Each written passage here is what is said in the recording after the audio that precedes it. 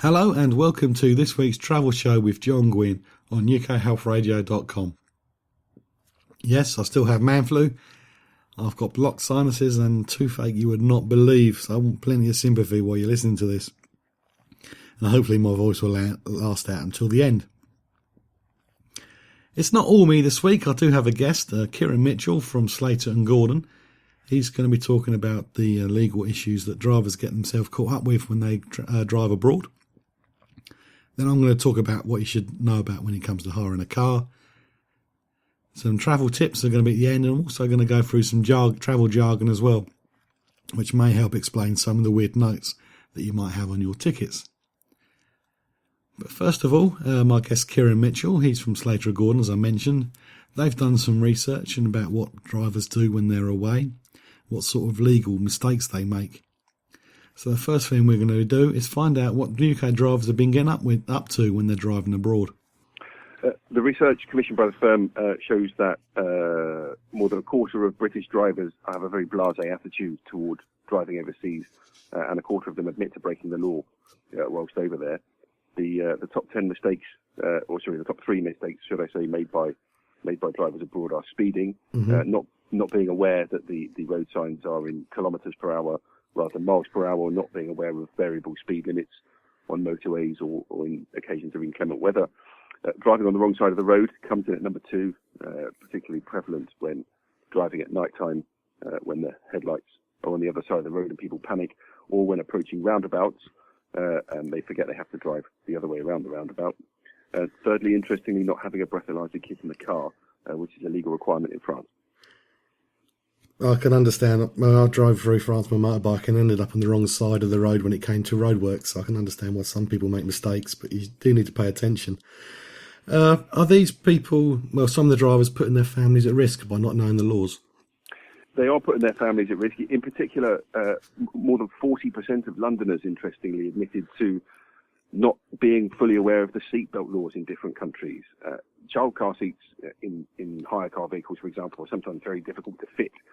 And often people are driving off without them being fitted properly. They don't ask for help, or they expect somebody else to do it for them.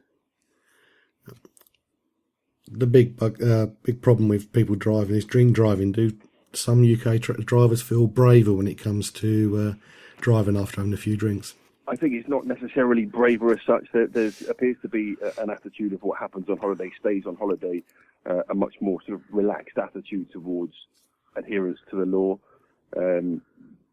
Female drivers in particular have suggested to us that they don't feel the rules are quite as strict abroad as overseas. Of course, the advice that we would give is obey the law there as much as you would here. Are there any consequences for the drivers if they are caught breaking the law overseas when they come back to driving back at home? The consequences are predominantly financial. You can face very hefty penalties. The recent change in the EU law actually now allows for drivers to be caught following the return to the UK. It used to be the case that they could only be fined if they were caught by the police whilst in the road, but if you're driving your own car overseas and you get caught by a speed camera, for example, you can expect the fine to be in the post when you get back. I'm glad. I mean, in the roads over here, you get foreign drivers speeding past you in restricted motorway roadworks, so it'd be good to see if that happens to them too. Absolutely. Yeah. Do you have to notify your insurance company when you come back if you've been fined overseas? You don't have to notify your insurance company when you come back, but that does lead me on to a good advisory. You must check with your insurer before you travel that you are adequately insured. Most people assume that they are automatically insured for driving overseas, but that isn't necessarily the case. And of course, if you do break a law and then you have an accident and you're not insured, that's going to compound the problem that you're in. Given the top 3 problems, what makes up the rest of the top 10? The rest of the top 10, not carrying a high visibility jacket in the car. If you break down, you need to wear a high visibility jacket so that nobody runs you over whilst you are there. If you are a glasses wearer or you wear contact lenses, not carrying a spare set in the car, that's a requirement in some countries. Missing a warning triangle sign. If you're driving a hire car, ordinarily there'll be one there, but very few people actually have them in their own cars. Texting while driving, that of course applies here, as driving while speaking on a mobile phone, and finally drink driving. Why did the company do the research? We did the research because we wanted to bring to people's attention the fact that the laws do apply. The laws are there to protect people. We unfortunately see the consequences of people breaking these laws. We're instructed by clients who have suffered often life-changing injuries as a result of people breaking these laws. You wouldn't get into a car with somebody that had been drinking in this country. You shouldn't get into a vehicle with somebody that had been drinking overseas. Those kind of things, we just want to drive it home before the summer season starts, but people need to be extra vigilant whilst they're away. How can we find out more about your services and how you can help drivers who have fallen foul of the law overseas? If people want further information, as a starting point, they can go to the Foreign and Commonwealth Office website for travel advice, but also our website at slatergordon.co.uk. Okay, thanks, Kieran. Thank you for your time. Thanks very much. You're listening to The Travel Show with John Guinn on ukhealthradio.com. The two websites that Kieran mentioned will be posted at facebook.com/John Guinn Travel Show. As I mentioned at the beginning, I've still got man flu, so hopefully my voice won't put you off.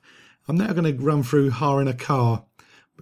Kieran's gone through the legal things you should look out for, but I'm going to do some more information now for those of you who do a fly drive instead of taking your own car. And hiring a car is actually one of the easiest things you can do on the internet. You know how much you want to spend, you know probably what sort of car you want, and as long as it's cheap, you don't really care who supplies it. And if you combine this with price comparison websites, it couldn't get any easier. However, just because it's easy to do, it doesn't mean that you don't need to do your research before you book the car. It's easy for con artists to set up a web page, get it on a comparison website, and this actually did happen. I'm talking back to 2011, which didn't seem that long ago until I just said 2011. A fake company used a similar name to a trusted brand. They put up really cheap prices and then waited for the cash to flow in. It was definitely a case of too good to be true.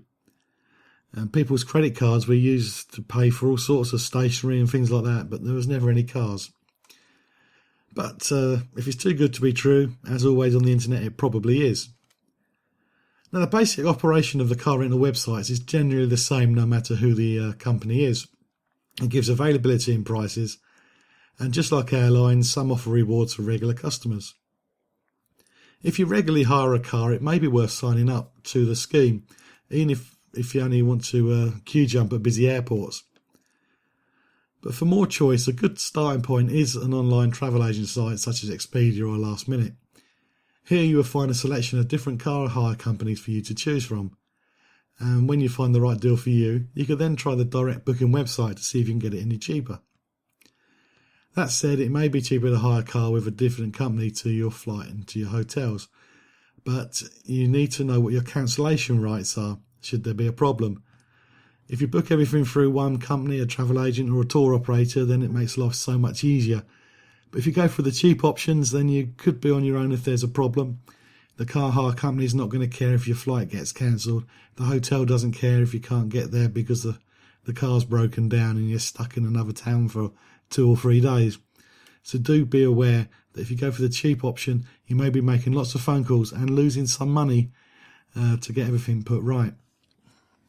So the starting price for your car rental may be quite cheap, but just like with a low-cost airline ticket, the extras can soon mount up. This is what makes price comparison sites difficult really to use, as you have to get right to the end of the booking process to find out how much it's actually going to cost you. It may be tempting to forego some of these extras, but this may cost you in the long run. Even if you do go with all the insurance extras, you may still be exposed to bills of £1,000 or more due to the excesses. Common insurances on offer are a collision damage waiver, CDW. This is also known as loss damage waiver. The purpose of this waiver is to limit your exposure if the car is damaged, which could be large, especially if the car is written off. There's theft waiver. If the car is stolen, then you don't want to pay for the replacement, just part of it. Personal effects coverage, PEC. This provides protection against loss or theft of personal belongings from the rental car. There's additional liability insurance, ALI. This protects the renter and other named drivers against claims made by third parties for bodily injury or death and property damage caused by the use or operation of the rental vehicle. And there's personal accident insurance. which provides accidental death and medical coverage for the renter and additional passengers for the time they are riding or driving with you. When you collect the car, you may be offered the chance to reduce the excess with another fee. This can be expensive, perhaps £15, maybe more, £25 a day. There is an alternative. You can pay an annual fee with a UK-based insurance company, and it will be a fraction of the cost. You will still have to pay the excess, but then you can claim it back using your assurance, of course minus the excess of your insurance against the excess. These, in the past, when you go to the hire office to pick up your car, some companies do refuse to acknowledge that you have this particular insurance and say it's not valid. Just stand your ground and say, I have it, and that's it. If you've got all the paperwork with you as well, it's very difficult for them to argue with you. However, you may not be covered for damage to the tyres or glass as standard, so you need to know where you stand if you get a puncture, for example. Also, you won't be covered probably won't be covered if the car is driven off a paved road. And in some countries, this is impossible due to the infrastructure. I was in Namibia a few years ago, and there was very little paved roads once you got away from the main road. So technically, you're not covered because you're off-road. So do be aware of that too. And also always check your existing insurance to see if you're covered anyway. You may already be protected in some way, and there's no point in having insurance twice. If you are covered, make sure that you bring all the relevant paperwork with you, along with the emergency telephone numbers for the contact companies you have to contact back home if you come into a problem while you're abroad. You can follow me on Twitter @holiday_hut. There may be some local hidden charges for which are not covered when you book your car. These could be local sales taxes that have to be added, which may or may not be listed in your quote. And extra fees can also include car rental taxes, local taxes including VAT, surcharges if you're using an airport office, and this could add more than 30% to your total bill. And there's car rental drop-off charges. There's an extra fee if a car is returned to a different location than where it is picked up, which can be more convenient for you, but you will have to pay for the convenience. When you're selecting your collection point, choosing the airport does have a lot going for it because you can soon be on your way. However, this may also cause you some problems.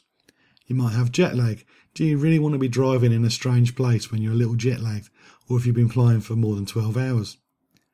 It may be dark when you arrive, so how can you check your car for damage before you drive it away? You might have to pay extra to be able to pick the car up from the airport. And there's queues, because everyone wanting the car from the airport, you may have to queue for a while, unless of course you've got the frequent driver passes before you can get to your car. So if you are arriving late in the day,